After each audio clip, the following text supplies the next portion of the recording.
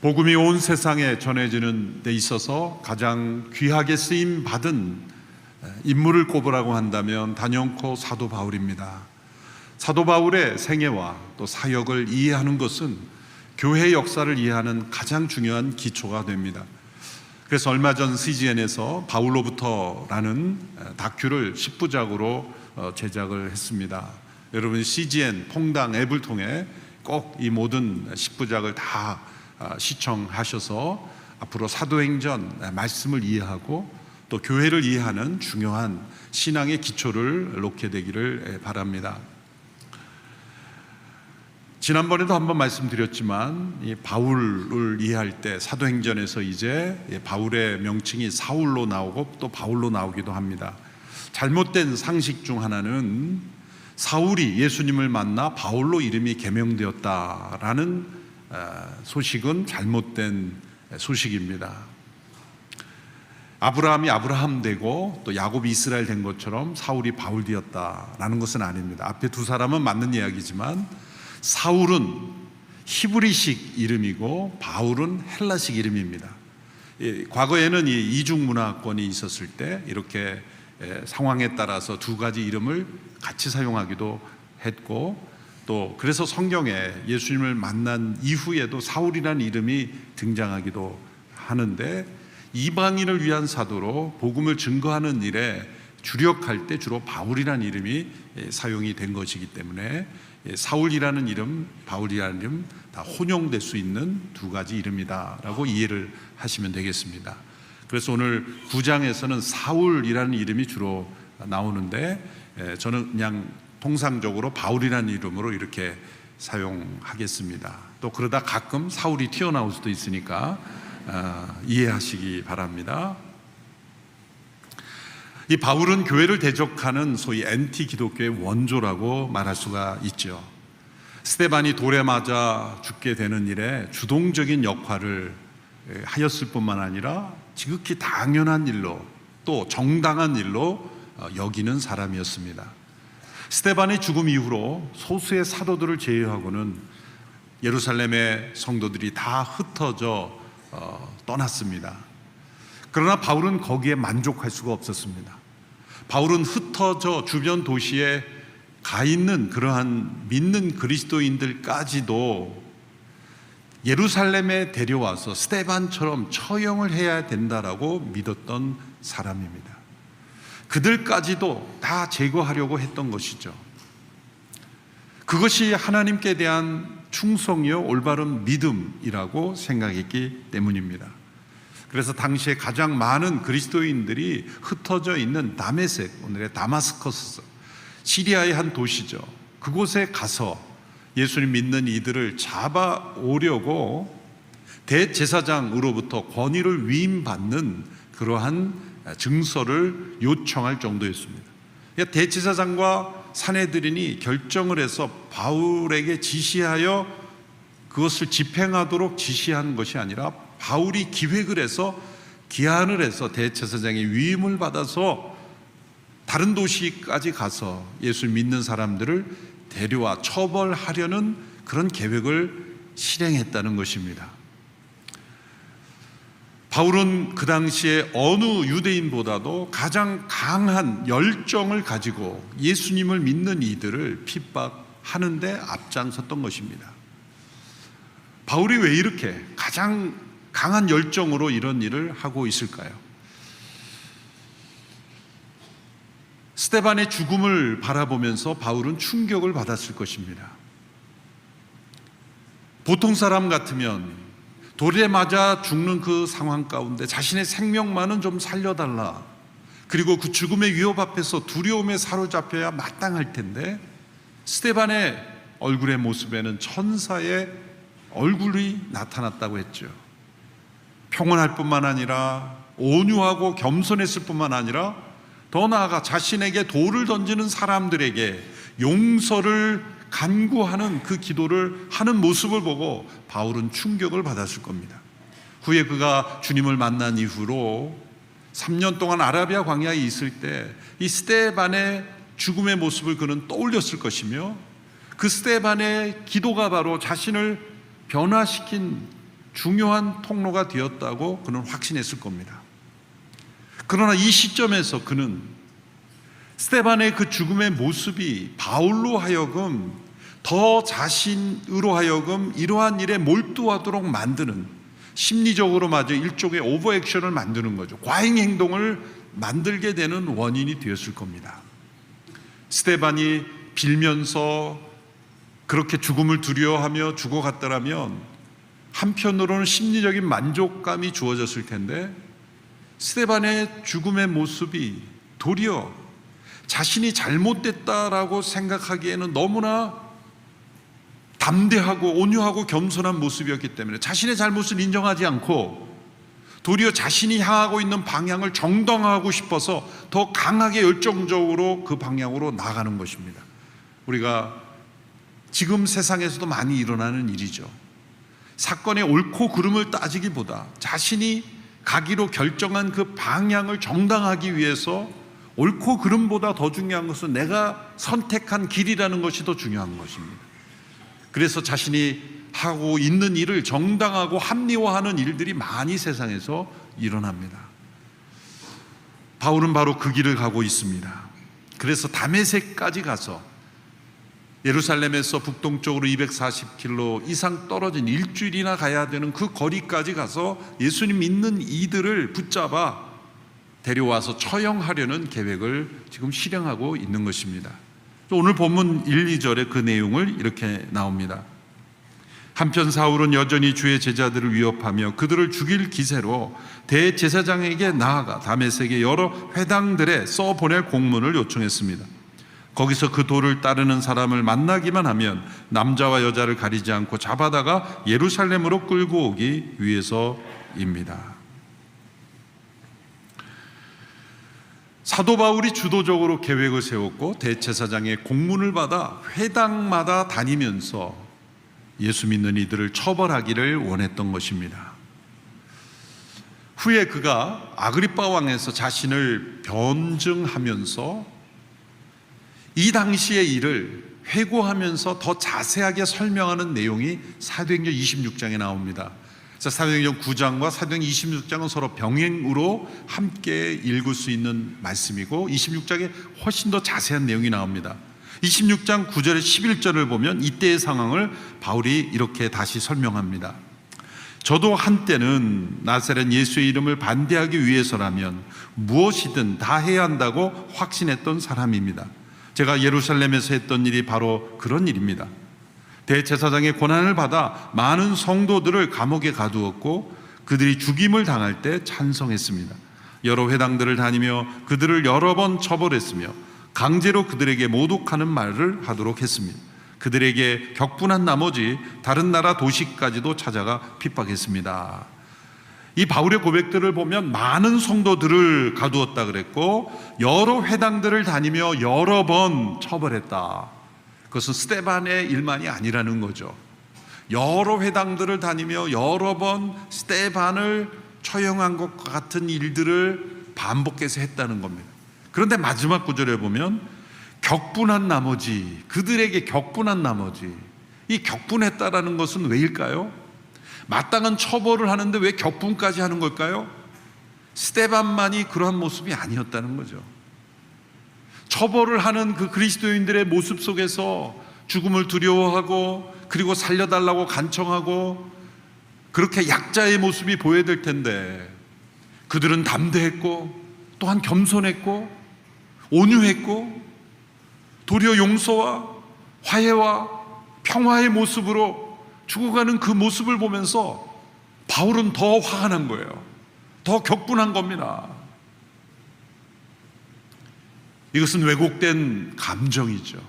옳지 않은 일을 하고 있는 사람들이 자신이 옳지 않다는 걸 인정하지 않고 도리어 더 격분하며 분노하는 그 모습입니다.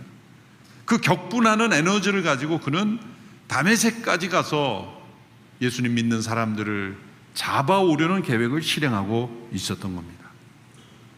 충격적인 사실은 이러한 핍박자, 이러한 격분하고 있는 사람을 부활하신 예수님께서 증인으로 찾아오셔서 부르셨다는 것입니다. 왜 바울을 주님께서 증인으로 선택하셨을까요? 그가 구약의 해박한 율법 지식을 가지고 있었기 때문일까요? 아닙니다. 하나님께서는 베드로와 같은 평범한 어부도 구약을 꿰뚫을 수 있는, 성령에 감동된 책을 해석할 수 있는 지혜를 주실 수 있는 하나님이십니다. 바울이 율법에 통달한 지식이 있기 때문에 그를 부르신 것이 아닙니다. 그가 헬라어 실력이 탁월했기 때문일까요? 신약에 여러 책들이 쓰여질 때 그의 헬라어 실력이 나타났지만 헬라어 실력이 필요해서 그를 택한 것이 아닙니다. 그의 다문화 경험 때문일까요? 그가 다수에서 자라나 헬라 문화와 히브리 문화를 양쪽을 다 이해하는 사람이었기 때문일까요? 바울만 다문화 경험이 있는 게 아닙니다. 당시 헬라가 지배했던, 문화가 창궐하던 그 시대에는 예수님을 따르던 이들 가운데 여러 사람들이 다문화권을 경험한 사람들입니다. 그의 율법 지식도 때문도 아니요, 그의 헬라어 실력 때문도 아니요, 다문화 경험 때문도 아닙니다. 오직 한 가지 이유, 그것은 그가 가장 강한 핍박자요 대적자였기 때문입니다. 당시에 가장 열정적으로 일했던, 대적했던 핍박자를 부르신 이유가 무엇일까요? 하나님의 은혜의 복음의 대상에는 어느 누구도 예외가 될 수 없다는 것을 보여주기 위해서입니다. 하나님의 사랑에 풍성한 그 사랑이 베풀어지는 데는 어느 누구도 예외가 될 수 없다는 것을 보여주기 위해서입니다. 하나님의 은혜와 긍휼이 얼마나 풍성한지를 보여주는 샘플로서 바울을 사용하고 계신 것이죠. 그래서 사도 바울이 그의 서신서에서 반복되는 고백이 뭡니까? 은혜가 풍성하신 하나님, 긍휼이 풍성하신 하나님, 자비가 풍성하신 하나님. 이 풍성한 은혜와 긍휼이 반복되는 까닭은 자신의 체험을 통해서 나타난 것입니다. 핍박자였던 바울을 증인으로 부르신 예수님께서는 예수님께서 산상수훈에서 말씀하신 그 말씀을 지키시고 행하신 것입니다. 산상수훈에 예수님께서 뭐라고 말씀하셨습니까? 너희를 핍박하는 자를 위하여 기도하고 축복하라. 예수님은 말씀만 하시는 분이 아니라 말씀하신 바를 행하신 분입니다. 산상수훈은 나도 잘 행하지 못하지만 우리 함께 노력해보자, 그런 말씀이 아닙니다. 산상수훈은 예수님이 다 행하신 일들을 보여준 것이고 천국의 윤리를 보여주신 것이죠. 핍박자를 증인으로 부르심으로 복음의 풍성함이, 은혜의 그 놀라움을 보여주기 위해서 그를 택한 것입니다.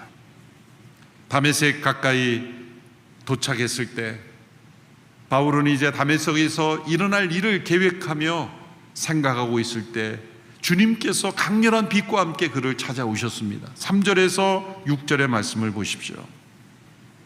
사울이 길을 떠나 다메섹 가까이 도착했을 때 갑자기 하늘에서 빛이 비쳐 그를 둘러쌌습니다. 사울이 땅에 쓰러졌습니다. 그때 그는 사울아 사울아 내가 왜 나를 핍박하느냐 하는 음성을 들었습니다. 사울이 주여 누구십니까? 라고 묻자 나는 내가 핍박하는 예수다. 지금 일어나 시내로 들어가거라. 내가 해야 할 일을 일러줄 사람이 있을 것이다 라고 대답하셨습니다. 하늘로부터 강렬한 빛이 임했습니다.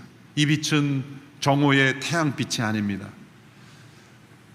태양빛을 눈으로 봐도 우리가 쳐다볼 수 없을 만큼 강렬한데 그 빛과 비교할 수 없는 강렬한 빛, 이것은 빛의 근원이신 하나님으로부터 직접 오는 빛이죠. 여러분, 이 지구를 덮고 있는 이 빛이 태양으로부터 오는 것 같지만 빛의 근원이 태양이 아닙니다. 태양은 빛의 반사체, 발광체일 뿐입니다. 빛의 근원으로부터 우리가 그 빛을 받을 수 없기에 그 빛을 통과하여 발광하는 발광체를 통해 우리의 간접적으로 빛을, 우리의 안전을 위해서 그렇게 주시는 것뿐이죠. 그런데 강렬한 그 빛이, 태양보다 더 강한 빛이 바울에게 비추어졌을 때 앞을 보지 못하는 일이 일어났습니다.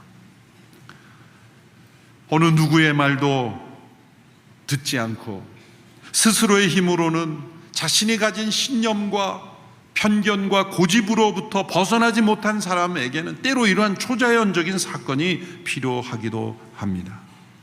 그에게 비춰진 빛은 그의 눈을 멀게 할 뿐만 아니라 그의 영혼까지 비추었습니다. 바울은 이 빛을 하나님의 영광의 빛이라고 불렀습니다. 후에 그가 고린도서를 쓸 때 고린도후서 4장 6절에 이런 고백을 하죠. 어둠에서 빛이 빛이라고 명하신 하나님께서 우리의 마음에 예수 그리스도의 얼굴에 있는 하나님의 영광을 아는 빛을 비추셨기 때문입니다. 우리가 예수님을 믿게 된 것, 이 하나님의 영광의 빛이 비추어졌기 때문입니다. 우리가 어둠 속에 있다는 것을 어떻게 깨달았을까요? 빛이 임하셨기 때문입니다. 요한일서에는 하나님은 빛이시라 말씀하셨습니다. 빛의 근원입니다. 모든 에너지의 근원을 따지고 들어가면 과학적으로 빛이 아닙니까? 빛이 없으면 세상은 존재할 수 없어요. 모든 에너지의 근원은 빛이십니다. 하나님이 빛이시라고 말씀하셨기에 하나님이 만물을 창조하셨고 만물을 통치하시는 그 하나님께서 빛의 근원이시기 때문에 빛을 비추어 주심으로 만물이 존재하는 거예요. 그런데 그 빛은 물리적인 빛만이 아니라 우리의 영혼까지 비치는 빛이 비추어졌을 때 우리의 영혼의 어둠이 드러나고 우리는 그 하나님 앞에 회개하며 나올 수 있는 것입니다.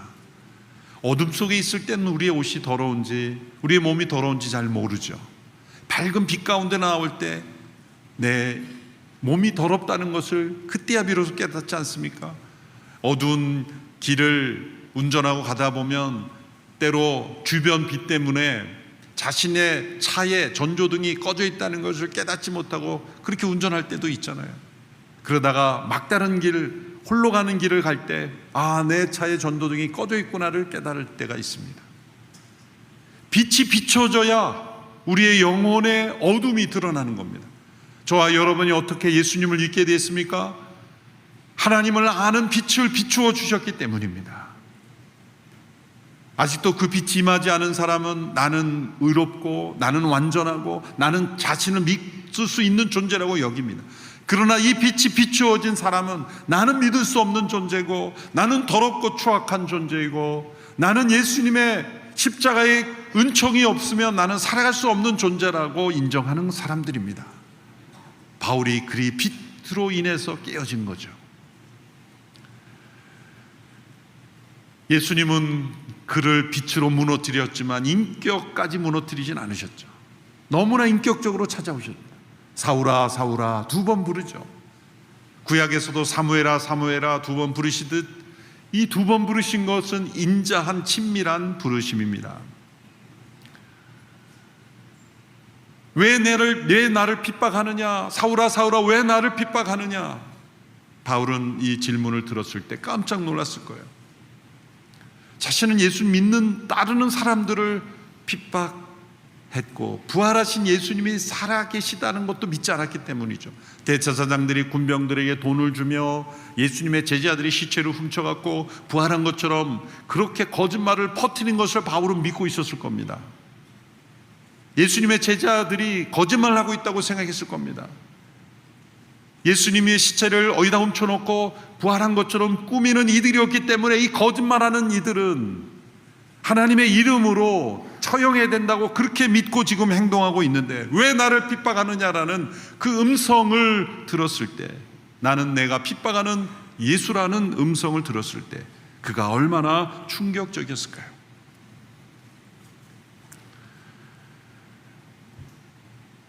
예수님께서 왜 이런 질문을 하십니까? 왜 나를 핍박하느냐? 몰라서 물으시는 것일까요?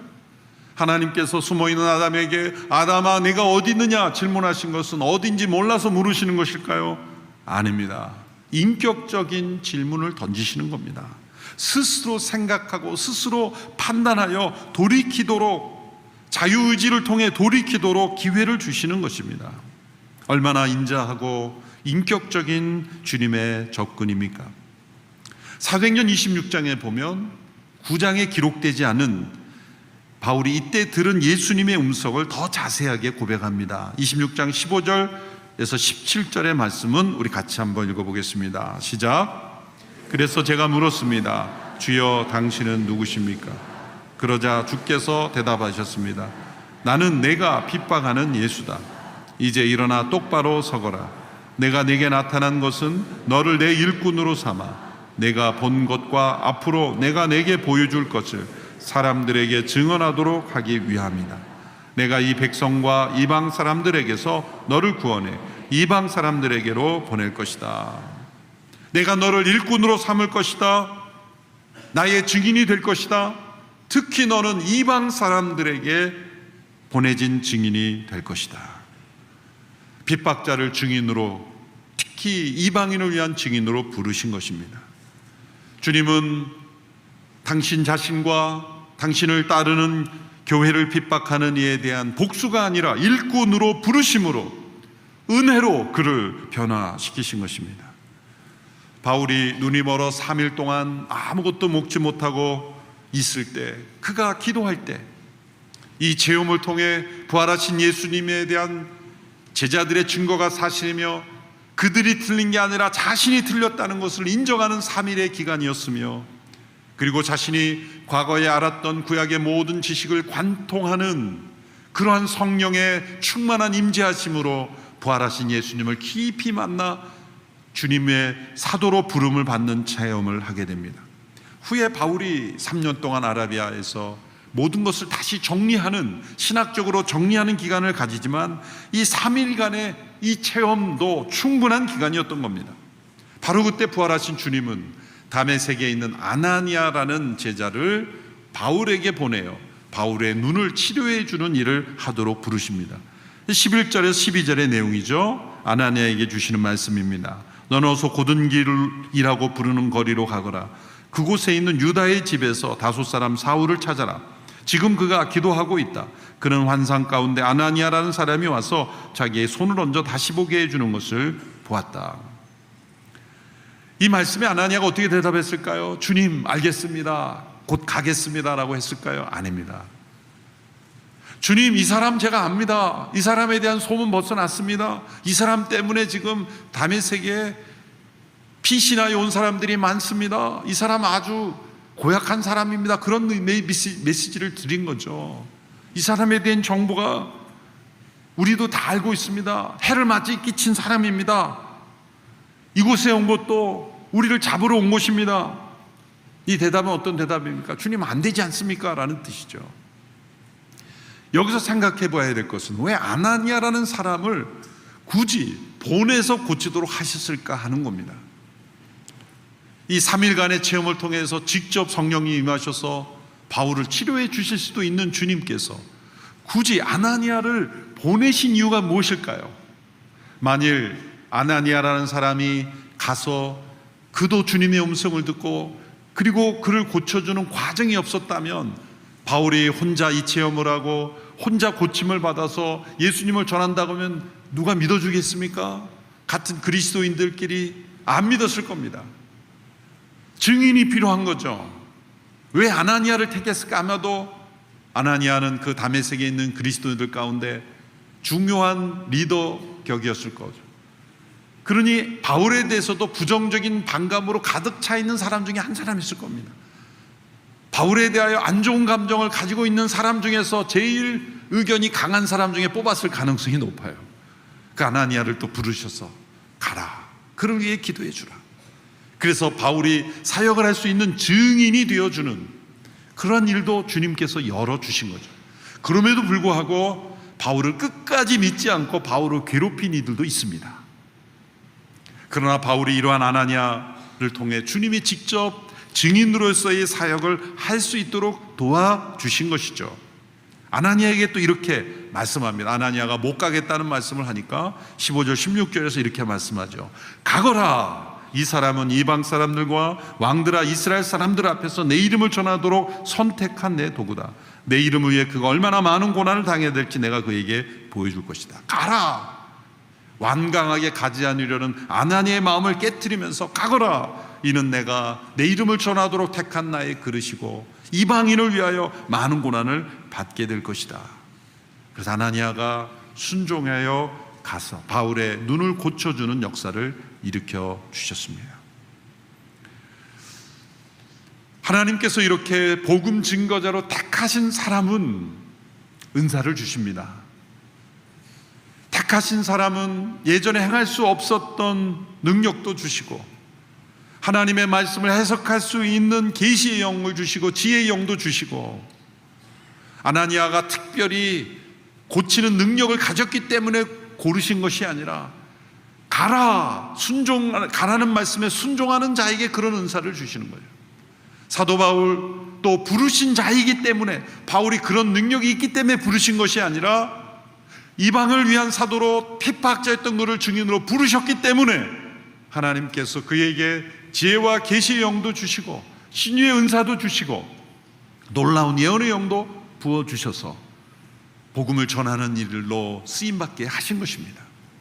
한국교회에도 바울의 회심과 같은 사건이 있었죠. 한국교회 최초로 안수받은 7분의 목사님 중에 한 분이 이기풍 목사님이십니다. 이분은 가난한 농민의 아들로 태어나서 사회적 지위나 또 돈이나 권력을 가진 사람에 대한 지극한 반감을 가지고 있었던 분이었습니다. 그러나 학문적인 능력도 있던 분이었습니다. 특별히 서양 선교사님들에 대해서는 반감이 심했죠. 그래서 평양시대에서 전도하던 사무엘 마페 선교사님 얼굴에 돌을 던져서 턱을 부숴버리는 그러한 나쁜 일도 행했습니다. 그러나 마페 선교사님이 사랑과 인내, 온유와 용서로 대해주셨습니다. 어느 날 이분이 꿈을 꿨는데 꿈에서 바울이 듣던 음성과 같은 음성을 듣습니다. 기풍아, 기풍아, 내가 왜 나를 핍박하느냐? 너는 나의 택한 증인이다. 이 음성을 꿈에 듣고도 그는 변화되지 않았어요. 무시했습니다. 당시 청일전쟁이 일어나 원산으로 잠시 피해가 있을 때, 그때 원산거리에서 스왈렌 선교사라는 분이 거리전도를 하면서 이기풍을 만납니다. 그러면서 죄를 회개하고 예수님 믿으라는 그 강렬한 음성에 번개를 만든 듯한 그런 느낌으로 이 이기풍 목사는 회심을 하게 됩니다. 그리고 평양으로 돌아와 예수님을 믿고 사무엘 마페 선교사님을 도와 함께 장대현 교회를 섬기게 되죠.